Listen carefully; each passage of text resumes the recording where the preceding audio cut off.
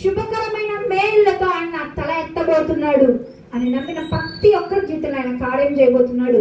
చూడండి, మనుషులు చేసే కార్యములు కొద్దివే, కొంచెం చేసినట్లు ఉంటుంది, ఏదో కార్యం జరిగినట్టు ఉంటుంది, కానీ అవ్వదు. కానీ శుభకరమైన మేలులు, ఆశ్చర్యకరమైన మేలులు, నీ పగవారు, నువ్వంటే గిట్టన వారు, నీ మీద రూమర్స్ స్ప్రెడ్ చేస్తున్నవారు, నువ్వంటే అవహేళన చేస్తున్నవారు, నిన్ను నిందిస్తున్న వారు కూడా నిన్ను చూసి సిగ్గుపడినట్లుగా యేసయ్య చేయబోతున్నాడు. అయితే ఆ దినము చాలా దగ్గరగా ఉంది.